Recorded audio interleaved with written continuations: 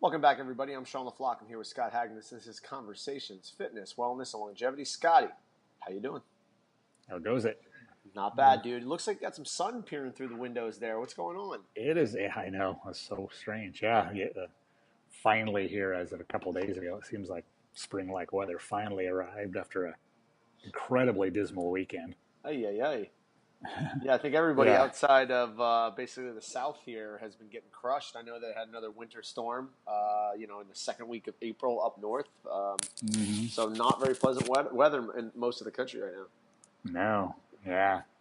Yeah. At least right now, it's turned the corner, and the extended forecast looks like it might actually continue. So. Well, there you go, Scott. It looks like Yeah. you're finally turning the corner here. So I'm going to pick up where we left off in terms of discussion last week, because I got some people reaching out to me about some of the topics that we had discussed. For those of you who did not listen to the podcast last week, make sure you get back there and catch up on where we're at. But specifically, two things we wanted to touch on today. One of them was what are the most effective ways of checking body fat percentages, and what have you used so far, and have you found those? What ways have you found effective and ineffective in tracking that stuff? So let's start there. Yeah, sounds good. Yeah, I primarily for lots of years did skin folds, and that can be relatively accurate as long as the practitioner is accurate. And well trained. I like that in that I retesting the same person, same practitioner, very consistent results.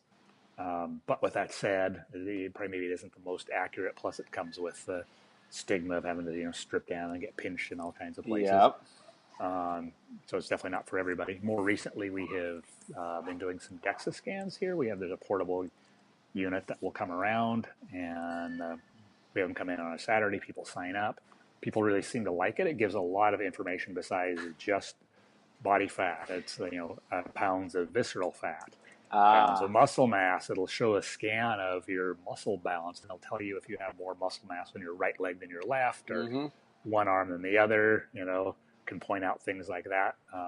Bone density. So you get a lot of other data. I would say that's the most accurate now.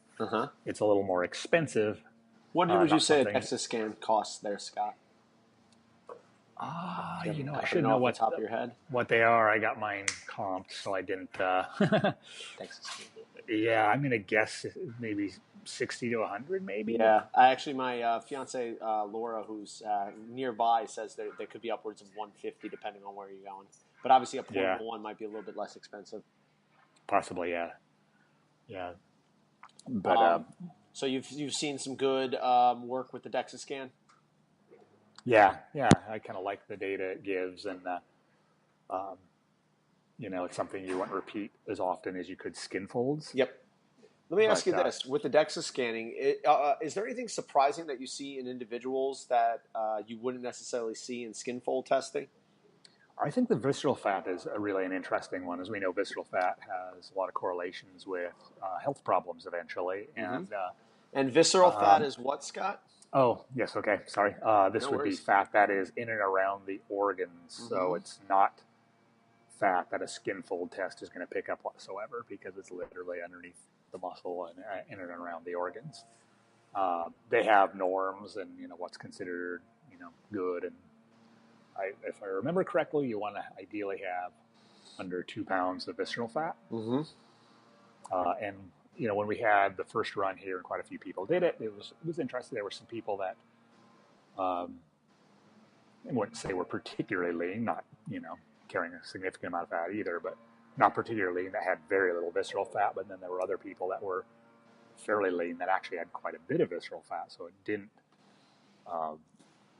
just the amount of subcutaneous or fat on the surface is not necessarily predictive of what you're going to have, deep inside. Is there a prioritization of fat usage in the body, whether it's visceral fat or let's say it's subcutaneous fat? I believe there is some to some degree. I don't know how much good information there is for sure on that. I do know that there are certain protocols that are generally considered to be better for removing visceral fat than others. But with that said, not sure if there's a large, like I could do X and it's going to fix this as opposed to Y, and that won't have so much of an effect. Okay. Now you meant, go ahead. Oh, I just said it comes down to, it's very multifactorial, how you exercise or don't exercise, and the foods you eat, but also, of course, sleep, stress, all the stuff we often touch on has a big part to play in. Now, I know there's a bunch of ways to do skin fold testing, Scott, and there's multi-site. There's I think there's 3, 5, 9, 13, or 12 or something like that. When you do skin fold testing, how many sites do you usually do? I learned from Charles Poliquin the biosignature, which is 12, I think. Yep, I think that's right. Yeah, and that's what I still do. While I don't necessarily do biosig, I still look at the ratios. I've done it long enough. I know what they are supposed to mean. And then as far as calculation, there's a calculator I use. It's the Jackson-Pollock formula, I want to say, that uses most of those sites. It doesn't use all of them. Yep. And I think the more sites we have, the more accurate. And I know, there are 3 site ones. I mean, years ago, I used to do the 3 site one on myself in my bodybuilding days. Don't know how completely reflective it was, but yeah. And I mean, obviously, as we alluded to last week, again, this is a one tool that we use if there's very particular circumstances that the client we're working with falls under. This isn't everybody gets skin fold testing. This is a particular Pandora's box that we open when that particular client has a need for that, and it's most likely specific body composition changes on I would say a 3rd tier client where they're already dealing with good nutrition, they're already mitigating stress, and it's a way to refine and objectify data, right? Exactly. Okay. Yeah, so it's not you're in shape because you're at 5% body fat. No. In fact, that's tends toward dysfunction, actually. Yeah. The body doesn't want to run that low, especially if you're carrying any significant amount of muscle mass. Yeah. Anecdotally, I just finished up a huge continuous block of horrible CrossFit training from preparation for Wodapalooza qualifiers in, I want to say, August. So I was dealing with a shoulder injury. I was continuing to train with as much as I could, even during July into August, and then August to September. Then to September, I started kind of ramping up training for this qualifier, and then all the way through with maybe 3 or 4 day breaks in there through March. September, that's a lot. October, November, December, January, February, March, so 7 months probably. So my decision after all of that was to basically take April off, and this is the first time that I've taken training off. Oh wow. I mean, let me make sure you guys understand what taking training off is for me.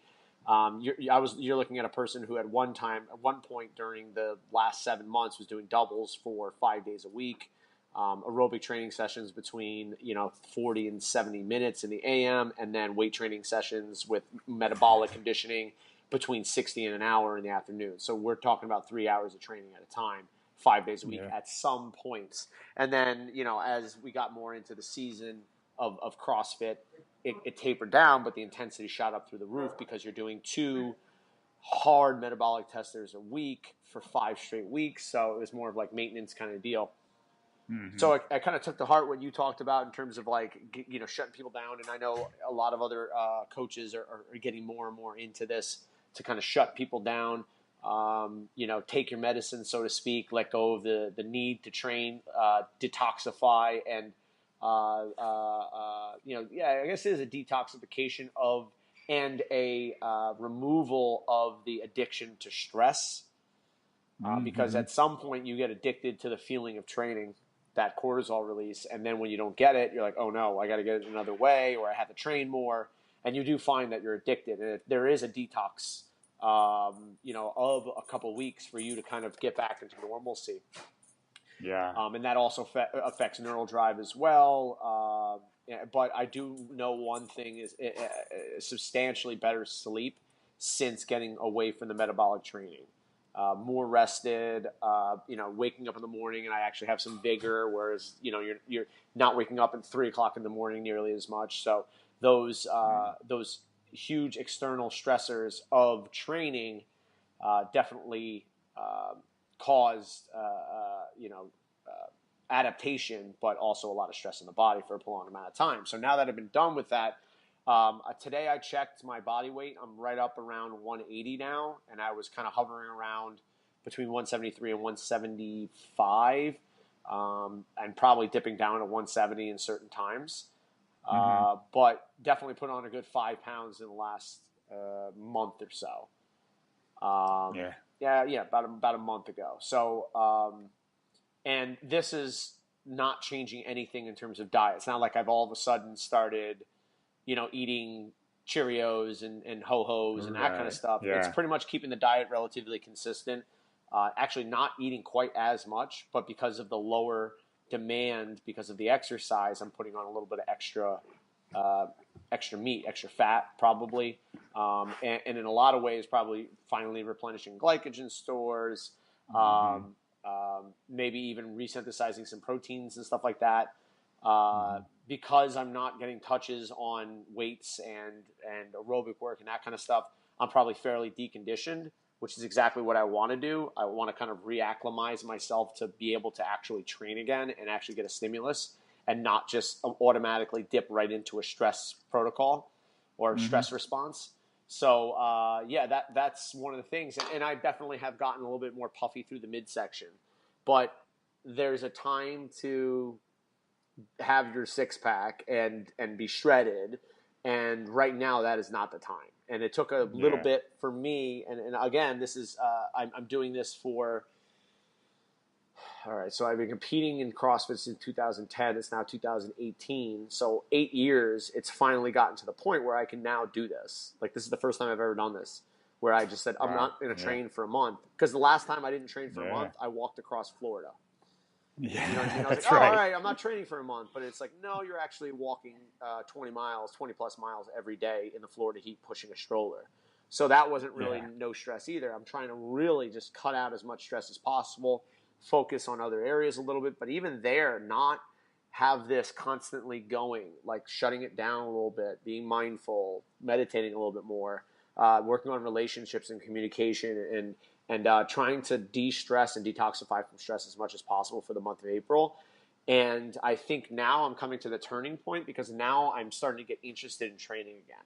So like now I'm thinking about weight training protocols that I might want to do. I'm looking at like a 400-pound back squat as one of my goals in the next 2 years to do, and doing a long-term progression plan for that because I think it's exciting for me. It's just one of those things where I approach it, I'm like, man, that would be fun to do. So I'm like, okay, cool, like an actual, tangible, fun thing that I could set a goal toward and move toward. Yeah. So again, this kind of conversation started off on like, what's my body fat? I guarantee it's probably about 1% to 2% higher than what it was when I was competing. But this is for two reasons. One, this is a rebound from 7 months of training. So your body needs to finally recover.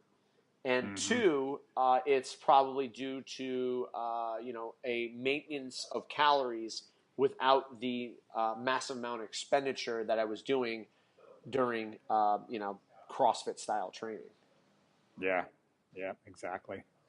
Yeah, awesome. Congrats, man. Thank you. I appreciate that. Place to be. Yeah. But like, it's been so long since I kind of like was able to reset and be like, all right, let's do this now. Whereas before I was like, all right, well, I wanted to keep this and then I want to do this. So it's like spin this plate here and then spin this plate here and then keep spinning this. Oh, wait, I also want to do this. Oh, and then I have to, coach a little bit more. And then it's like, all right, let's simplify things. Let's do this and this, and let's do that until completion, and then we'll see where that gets us. But again, I know some people who are listening to this right now are probably saying to themselves like, "Oh, well, I still want to look good and I want to perform well." It's like, okay, well, those two things might be mutually exclusive. You might, you might have a person who wants to get better at the sport, but is maybe carrying around 20 extra pounds of weight, and you're still trying to get better at the sport. Whereas if you say, okay, let's take some time to lose that weight in a healthy manner, and then maybe re-explore the sport, that might be a better way of going about it, right? Mm-hmm. Yeah, And tackling one goal, and because the protocols are, a little specific. I mean, well, some lucky folks lose weight just doing, testers and whatnot, especially when they're newbies. I mean, generally, yes, especially as you get more advanced, it actually takes. You're not going to lose that much fat loading the body up with as much stress as possible, at least not beyond just a few weeks. That was going to be the question I was going to ask you, Scott. So if you had a person who's coming toward you and says, hey, I've been doing about 2 to 3 years of CrossFit training. I'm getting pretty good, but I still have that, extra 5 to 10 pounds around the midsection. I know that definitely could help me in the sport. What would be your approach to that athlete? And this, let's give in this example. This is a female athlete, just to make it a little bit more specific. Okay. Yeah. I mean, I would look at the usual lifestyle factors and see, is it supporting what she's trying to do, and then probably try to get some idea of, where adrenals and thyroid are at, and then assuming everything is, reasonably decent still, then I would probably suggest we only touch on various skill aspects and probably do mostly of strength protocol with lower intensity aerobic work for the. So we're trying to apply a stimulus, but make it a lower stress stimulus. Mm-hmm. This might be a lot of short EMOM sets for strength work, where you're not dipping into lactate, and it might be a lot of various Z1 type things. Mm-hmm. Mm-hmm. So you would say that you would continue to train during this phase? To some degree, but I wouldn't suggest doing testers or even. No. Yeah. But it's trying to stay away from as much stressful training as possible, keeping it fun, keeping the neural drive high, not even necessarily going because I know a lot of people will be like, oh, all right, I want to get strong. Time to do 8 rep maxes, which could be potentially freaking challenging on the nervous system and on the stress response. So we're staying away from the maximums, even in the strength training. Yep. It'd be more like speed lifts, lower percentage lifts where you're just doing lots of, say, triples at maybe like 70%, for example. Mm-hmm. Might be a good opportunity to even try. What was the little tool that you use? Is that called Drive? Say that again. The neural drive. The tool that you use that you attach to the barbell, is that called Drive, Scott? What is it called? Oh, like the for bar acceleration stuff. Push. Sorry, I thought it was Drive. Push. Yeah, and there's others. Yeah, but that's So that might be a good way to kind of keep yourself away from some of those. Like, okay, now I'm grunting through, and just to keep people in that more speed mindsets rather than the suffering mindset. Right. Yep. Work to certain bar speeds. Yep. That's the way. And then you still have some of that challenge and competitive aspect because you're trying not to let yourself dip below a certain threshold. It's interesting because when I listen to Justin Thibodeau talk about how you want to stay away from cortisol, you want to stay away from stress, you don't want to make your strength training stressful training. It's amazing because most of the training that I do and see is more of a stress response type strength training.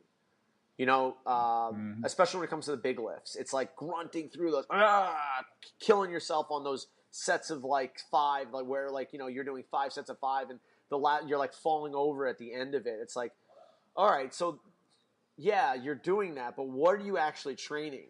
You're not really training the nervous system as much as you are the adrenals to just keep pumping out cortisol so you can continue to go, especially when you're dumping metabolic and high aerobic training on top of that anyway.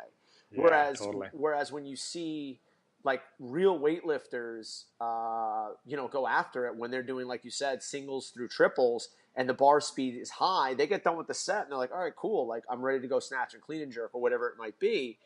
and they're constantly in that kind of mind, or more often than not there. There is a block of training where they'll get into the more of that lactate, shitfest stress response in the beginning, so it kind of gives them a base of stress response through the rest of the training cycle, but people kind of stay there, I think. Yeah, people stay there too long or seek it out, whether unknowingly or unknowingly. Yeah. They always want to make the training hard. Right. Instead of making themselves better so the training is easy, if that makes sense. Yeah. Yeah, I know that's something I've kind of trended toward is, much more, there's a lot gets done in training, but I try to make it feel like it's at least somewhat easy. Yeah. Even if it isn't really. Yep. And walk out of everything fresh knowing I had plenty more to do. Yep. If I really needed to, Absolutely. And, knowing when you should be training too, like when you go into the gym and you start moving the barbell around, if you're like, ooh, this is rough, but all right, I can slug through this. It's like, what are you training there? All right, are you training your ability to dip into more cortisol so that you can get through this training session? Great. If that's your goal, then go ahead. But if your goal is to really actually create strength in the long term, you've got to get away from that. And I'm kind of speaking to myself with this, but I know a lot of people who do this as well, is that they're constantly there. They're like, oh, well, I got to pick myself up to train today. And it's like, well, how about you earn the right to train? How about you de-stress? How about you deload? How about you eat right? How about you sleep right? And then let's see what happens when you come into the gym and you're like, man, I'm ready to freaking kill somebody. Let's go. And then training becomes fun and it becomes challenging in a different way. Not just like, all right, can I suffer through this? But more of like, can I dominate this workout? Yeah, that's a good description of the different attitude. Yeah, totally. Yeah, that was a really welcome mind or change when I kind of shifted from just survival mode all the time. Badge of courage because I get it done all the time, even when I don't feel like it. To feeling like you wanted to come in and crush it, and you could, and you could go there. Yeah, and I think that's perpetuated by a lot of different individuals in all sports. Of the, you're tired, it's time to suck it up and go. You know what I mean? It's like, well, all right, but why? Can you prove that is actually helping you? Like, you know what I mean? Like they always say, like, the worst answer you can give of why you do something is because we've always done it. It's like that wrestling mindset. It's like, well, you just train as hard as you can for as long as you can. You keep going. It's like, all right, I get it. And I know some people are probably going to smash me for just saying this, but it's like, what if there's a better way? What if there's a way where you're actually going in and training every single time and you're doing exactly what you need to do based upon what your body is doing? So if that means you're coming into the gym and you're saying, today I'm just not feeling great. I know I can't get myself amped up. Today's a recovery day. I'm going to do a long walk with a vest. I'm going to do some skill work. I'm going to, maybe even just go do a float or some meditation, de-stress, go, talk to somebody, work on my relationship, whatever it might be. And then the days where you can train, go train. And I know this kind of ties into all the Omega stuff, Omega Wave, and the HRV training and that kind of thing. But I think that there has to be a detachment of our obsession with feeling like shit, but pulling ourselves by the bootstraps and going after it. Yeah, absolutely. I mean, I think that's, crushed more people than it's helped, Let me ask you this, Scott. When you were doing your Omega training and you had those good days, did you find like a difference in the way you felt when you were working with, I think it was Mark McLaughlin, right? Is that who you were working with? Yeah. Did you find that you had the drive during the days where your Omega was ready, let's say? I generally would tend to, yeah. My HRVs were always pretty resilient. It took a lot to ever change my HRVs, but my central nervous system score, DC potential, was often on the lower side, and that wasn't one thing that would necessarily recover just because I, took a rest day or we pushed the strength workout. It would come up a little bit. It was the overall trend after doing it for months that would then trended higher and finally into a better place, showing how deep the fatigue from what I had done in the prior years was. It took a long time for that baseline to, come back and settle at a better place. Yeah. And then the profound difference for me was then after that had happened, And so I was a while into the training, maybe even a year into the training, Wow. like everything really just felt different. I never remember being able to keep pushing and wanting to keep pushing so long and so hard in testers, and an ability to go, and then also wanting to, that was the other thing. It wasn't like dreading it, or you knew it was gonna hurt, but it was a certain let's do this. It was a different mindset. It's very true, and I think that is. Go ahead. I would say much more enjoyable and better result than I had in the past. Certainly too. That's very interesting, because I think one of the ultimate factors in whether or not a tester is going to go well, whether it's in a competition or whatever it might be, is the individual's willingness to suffer. Mm-hmm. Right?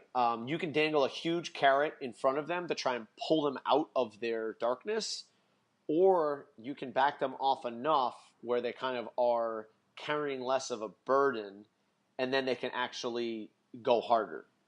Mm-hmm. Right? So like you could say like it's life or death, let's go, and now you're just kicking more of a stress response to actually do the activity. Or you can make the person healthy and be like, all right, let's go after this because you feel good. Mm-hmm. Does that make sense?